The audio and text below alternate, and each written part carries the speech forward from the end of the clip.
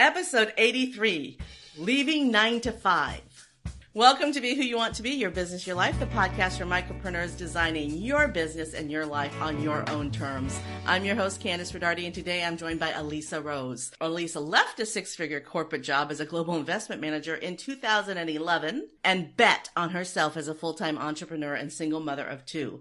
She is currently the owner of a successful fitness boutique in Wilmington, Delaware, Art Fitness, and is launching a women's apparel brand, Sisu Athletics. Welcome, Alisa. Tell us your unique story. Thank you so much, Kandas, for having me. Just so you know, you are officially my first podcast with me sharing my voice. So thank you. Thank you for being my first. So my story is very similar to, I think, a lot of women, but where it changes is that I took a chance and I bet on myself. So having a background in real estate, finance, mortgaging, you name it, as a single mom who had her first child at the age of 17, you get into the habit of, I got to work. I got to put food on the table. And it doesn't matter if it's your passion or if it's not. So in 2011, when we had the first recession and the bank crash, I was working as a global investment manager, and it had gotten to the point you never knew if you would have a job the next day or not. You would just cross your fingers and be thankful for the next day. And I always had a passion around fitness. I watched my mom working out as we grew up, and it was just something I did as it's something you do every day. You incorporate an hour, 45 minutes, and it's just, you do it. And so in looking at the industry and looking at what my passion was, I went on a year-long search to say, what's out there? Because I never move like anyone else. If you're going to the left, I'm absolutely going to the right, and I'm unapologetic about it. One of the things that my husband and I fight about most is my inability to go in the same direction. I think that is a characteristic of awesome women. What do you think? I 100% agree. Why would we want to do things like everyone else? So talk to me about leaving your job. What inspired you? What propelled you? What just pissed you off to the point where you just had to say, enough is enough. I'm not doing corporate America anymore. So I actually got tired of the corporate politics. I got tired of being micromanaged.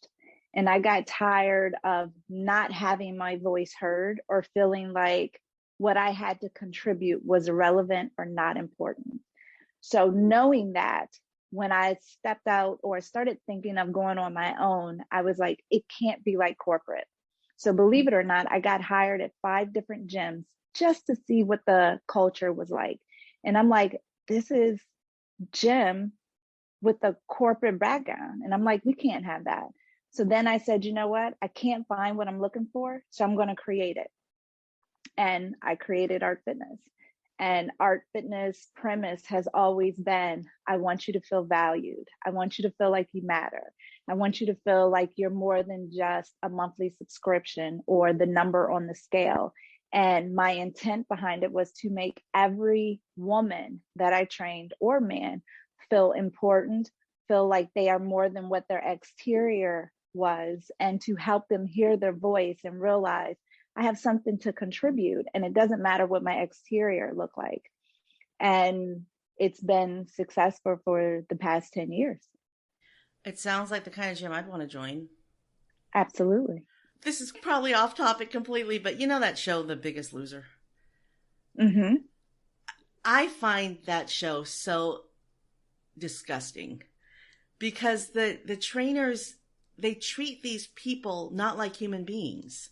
I agree. You know, and they push them to the point where they're vomiting. Come on. Mm-hmm. Really? Mm-hmm. Really? And I use that show as what not to do.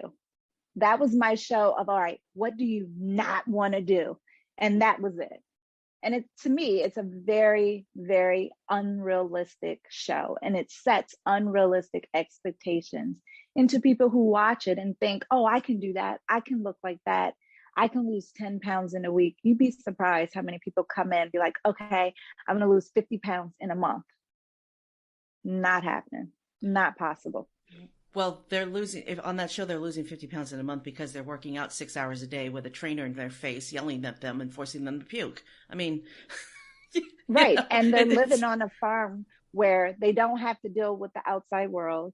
They have a chef, they have a nutritionist, they have a dietitian, they have a psychiatrist, they have a trainer. So you're not paying bills, you're not doing anything. I could lose 50 pounds in a month if I had to just sit back and do nothing. And they're being paid to be there too. There you go. Okay. So, in terms of fitness though, I'm a chubby chick who can stick my toe in my mouth. I'm very limber. Yoga is my thing. I just don't ask me to run 5 miles, but if you want me to hold, downward dog for 10 minutes, sure. I'm all over that. Right. Right. But absolutely. So everybody has their zone of genius. I'm sure that I just get this vibe that you're that kind of boutique where it's like, okay, what is the best thing for you? Absolutely. Absolutely. What is your favorite thing to teach? Self-confidence. Which is not an exercise program. No, it is not. But that is the best part of my job, is I get to pour into women or individuals that have very low self-esteem, low self-confidence, and just build them up, and then watch them flourish over the years and watch them pursue the things that they were once afraid to pursue, just because they have someone that's pouring into them daily. Because I touch base with my clients almost every single day about how they can do the things they don't think they can, how beautiful they are. I call all my clients beautiful. Hey, beautiful. Good morning, beautiful. How are you doing today, beautiful? And they love it. So is it just a women's boutique, a women's fitness center, or do you allow men to come in too? So believe it or not, I wanted to service everyone, but a lot of men don't like being trained by women. And so a lot of the men that come in, they're looking for a good spot or trainer for their wives. So I do have some men that have come in, and I love the men because then I can make them throw up, and I can make them think twice about ever second guessing a woman and her abilities. So I have husband and wives, mother and daughter. It's whoever wants to come in and get into the best shape of their lives, have a good time, and enjoy the atmosphere. That's what Art Fitness is there for. I love it. And you're not a chain. If you're not in Wilmington, Delaware, you're not going to find your style of exercise anywhere. I love that. I love that. Yep. Thank you. While we're on the point of leaving your 9 to 5, what are some of total tangent, but what are some of the clues that you had that let you know that you were ready to leave and that you were ready to start your own thing? So the biggest thing is, no matter what the rules were, I was not following them. I always had a thought of how to do or change things. Like if you had it done one way, I could see a more efficient, better way to do. If there was a system set in place, I could find a better way to do that system. So I was always a bigger thinker, or as I have come to grips with, a visionary, and walking into, you have to be here at this time, you have to show up like this, you have to look like this, just was never my thing. And I just knew deep inside me that there was something bigger for me, and there was something, I had a higher calling and a higher purpose, and corporate just wasn't giving that to me. What are some of the things that you wish that you had known when you first started your business? Oh, the list is so long. So I would say the biggest thing for me is, you do not have to have the system perfected. It is okay to bring something to the table that is not perfect, and listen to your voice, not everyone else's. It's so easy to get caught up in what someone else is doing or what perceives to be someone else's success, and you lose what your mission is, and you lose what your ultimate goal is. So for me, it's just stay true to that calling I have inside of me and why I opened my business in the first place, and you can't go wrong. That's a good answer. So there's two pieces to being self-employed or a micropreneur or a solopreneur or whatever you want to call it. There's two pieces. One is mindset, and the other is mindset. There's a list of skill sets that you need to have, and you don't need to own the skills. You just have to have rudimentary knowledge of certain things. So a gazillion years ago, I put together a business launch checklist called the Ultimate Business Launch Checklist. So if you are listening and you think you're ready to leave that 9-to-5 job, head over to my website, momgeek.com/83, and you can download that checklist for free, no strings attached. So, but it's not about mindset. That list is about the rudimentary fundamentals. Okay. Moving on to, I love this. So you like to tell people to use naysayers as fuel. Absolutely. Dig into that for me. So when I started, or I was looking at opening Art Fitness and even Sisu Athletics, I heard so many people say, you can't do this. You can't do that. Now's not the time. Oh, we're not going to give you a business loan for that right now. And I'm like, really? Okay. Well, I'm going to find another way to do it. Oh, so you don't think this is the right time? I'm going to show you that it is. And then that became my fuel of, let me prove you wrong. And loving to hear why the naysayers say this isn't right or why I can't be successful. And everything for me is a learning experience. Everything is, why do you feel it's like that? Because if you feel it's like that and you're this close to me or you're somewhere close to my circle, I am sure there are other people who feel this same way. So that helps give me a tougher exterior. So when it comes, I'm like, already dealt with that. Give me something different. Already dealt with that. Give me something different. It was in 1999. We went to a small business advisor because we were struggling a little bit. We were trying to launch an internet-based business in 1998. So we went to the Small Business Development Center to just ask for a little guidance with our business plan, maybe help us with some capital, capital funding. And the advisor told me to get a job. we left that, but I was just like, same attitude.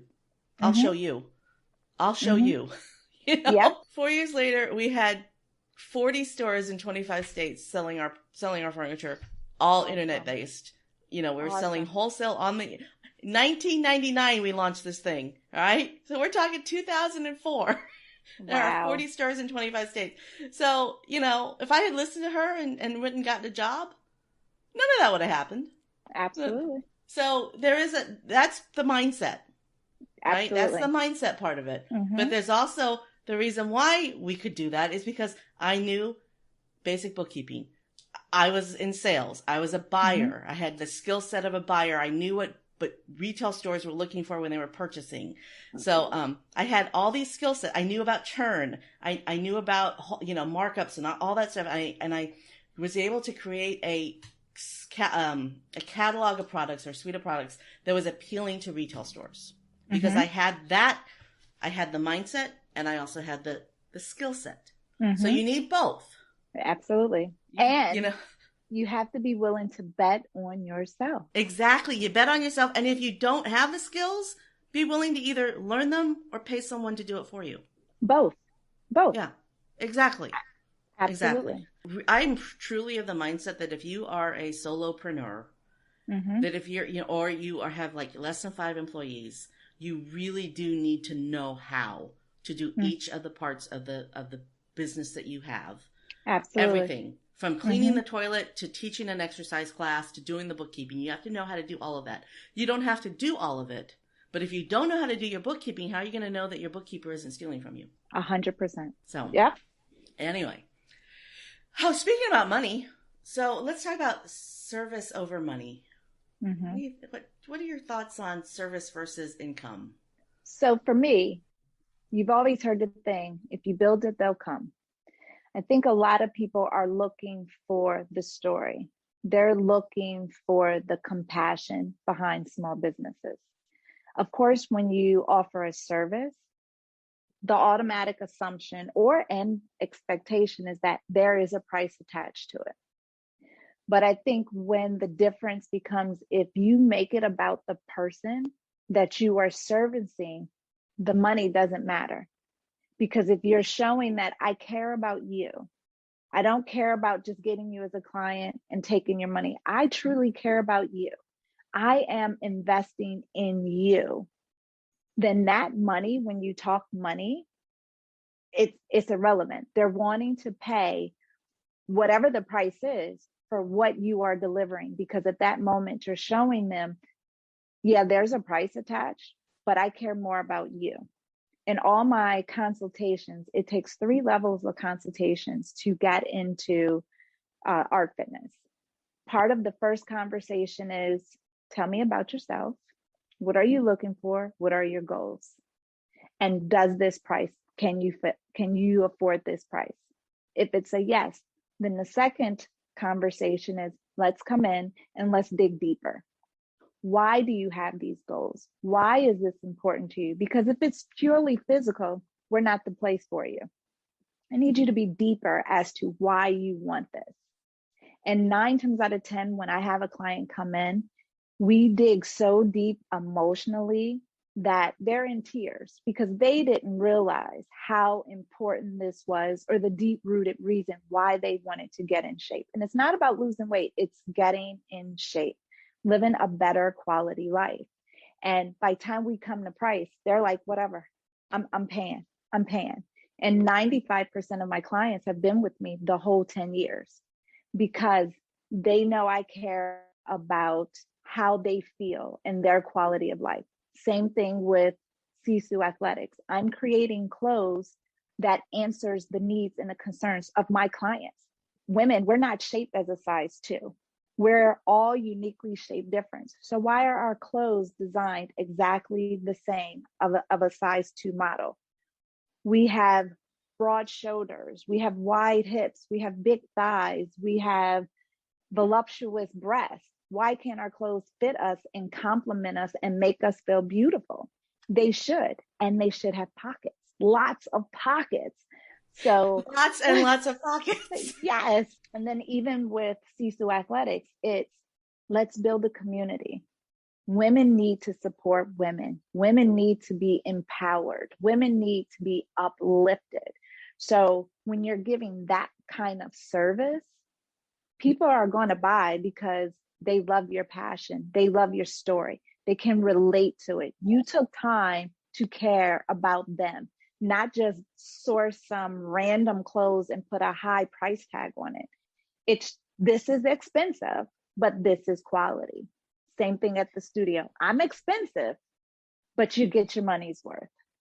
Well, you're not just a fitness center. You're a life coach that offers fitness. I mean, if you haven't wrapped your head around that yet, I could tell that just by talking to you for 5 minutes. You're a life coach who offers fitness. All right, I want to talk about Sisu. So what kind of products are you going to offer through that line? So for our first line, it's more like professional performance wear. So a lot of my clients, they are vice presidents, they're entrepreneurs, they're CEOs, they're stay-at-home moms, they're teachers. Their day is full of random activities. It can go from working to being a soccer mom, to picking up kids from daycare, to going to a network event, from hosting a podcast or being a guest on a podcast. And a lot of times there's clothes where you're looking and says, okay, what can I be comfortable in all day? What can I wear to get through these 5 activities and still feel good? So I designed my line to be able to transition body that feel good, that look good, and that are quality. And for the first line, I intentionally looked for women-owned businesses, companies that had at least 50 to 51% woman presence. And that's who I have creating my first line. And I looked at quality fabrics that stretch, that have a 2-way stretch or a 4-way stretch, that feel good on the skin, that you don't mind wearing all day. And when you're like, oh, I need pants, I want that Sisu pant. And it has pockets. Those pants have pockets. Lots of pockets. Lots of pockets. The pants have 4 pockets. 4? Get out of town. 4. Even the blazer has pockets. Everything has pockets. I love that. So it's fitness apparel that goes from workout to office. It's more professional apparel because it's a pair of slacks that you could wear to work, but you could also wear them to work out. Okay. So it has like more fitness material, meaning the 4-way stretch, the wrinkle resistance, and the sweat resistant material, but it's designed to be more of a casual professional wear. Travel clothing. Perfect. Yep, that too. Wow. Sounds fantastic. All right, Yes. let's talk about this is a topic that most women don't want to talk about, but when we grow up we try to push the little girl away. Like we're not that child anymore. But my 70 when my mom passed away when she was 70, so let's just say in her 60s. In her 60s my mom became a child again. She started collecting Beanie Babies, and she just let all this. She'd had a horrible childhood, so she didn't have a chance to be a kid. So when she was in her 60s, that's when that childhood came out. But a lot of us women, we push that away and we deny that. And so we can never let that little girl's dreams come true. I wish more women were willing to talk about this. What are your thoughts? So when we're talking about the little girl, I think first, us as women, we have to acknowledge that little girl, and we have to embrace that little girl. Because a lot of us women, that little girl has trauma. That little girl has built-in disbeliefs of other people, which haunt us and halt us as we grow up. And I think that's a lot of time why us as women, we're fearful of speaking our voice. We're fearful of stepping in the front light and saying, hey, I'm here. I demand to be seen. I demand to be heard, just from not recognizing and not getting to know our little girl.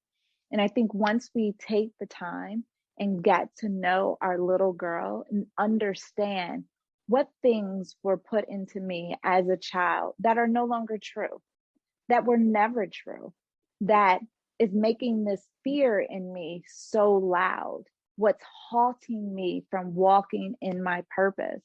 And I think once we talk to that little girl and we get to know that little girl and we play with that little girl in our personal time, we realize, I got something to do for you, little girl. I need to allow you to live and to allow you to flourish and let you know you can walk in that light you were created for. And once we start doing that and we bring that little girl and say, hey, look at all the possibilities you can be. Let go of that fear. That was never yours to carry. Let go of whatever negative talk you've heard that told you you weren't good enough, that your value wasn't high, and look at your potential and know that, man, you were designed for greatness.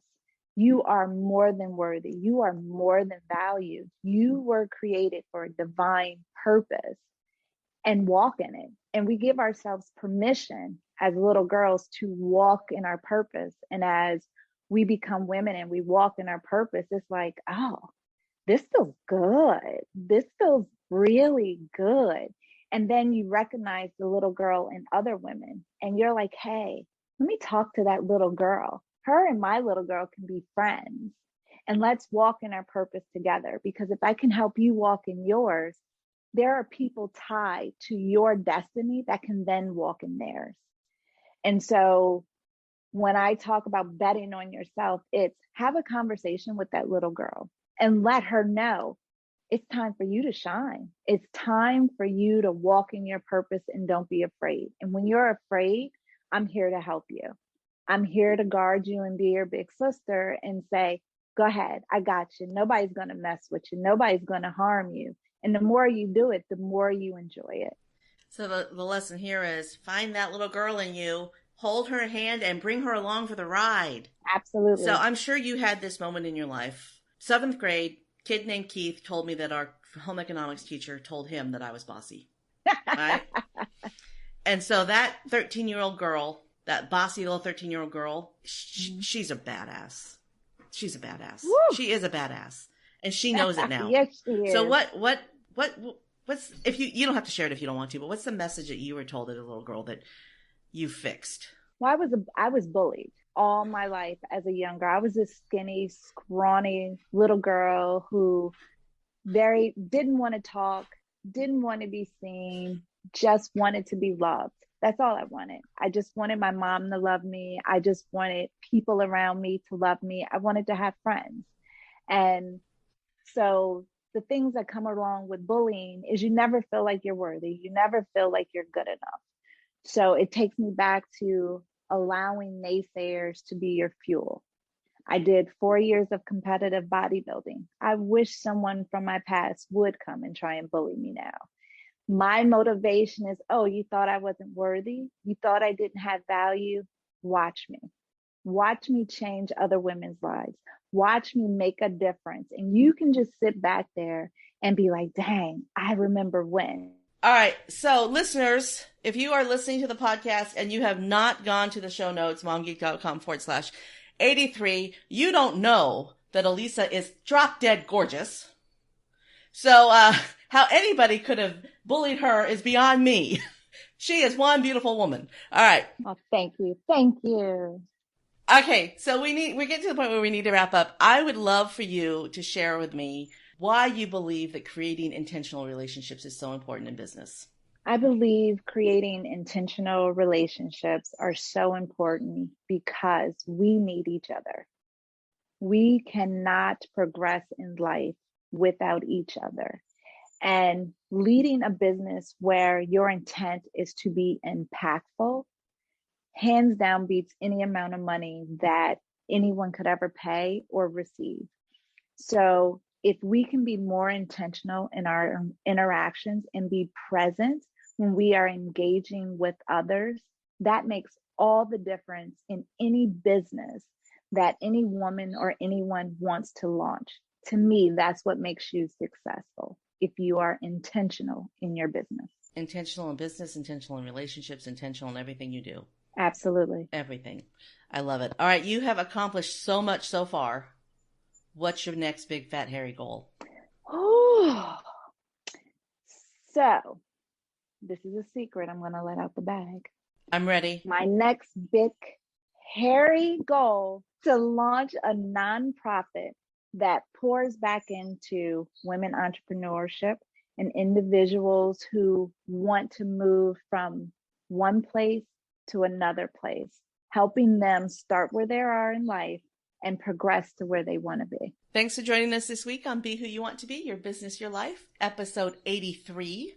Check the show notes at momgeek.com/83 for links to the resources mentioned today, and of course to connect with Alisa Rose. Be sure to follow us on iTunes, Stitcher, or wherever you listen to podcasts so you never miss an episode. Hey, dear listener, pay attention. You and I both know that you're dazzling, you're spectacular, and you possess magical gifts that no one else in the world possesses. Micro-influencer magic was created just for you. Book your discovery call with me to learn how micro-influencer magic will help you cast your spell. Look for the link in the show notes, momgeek.com/83. Our theme music is Never Give Up, written and performed by Soul Lily. I've been your host, Kandas Rodarte, and yes, you can be who you want to be. Take it away, Soul Lily. Feel your spirit, let it soar. Fly away and be free.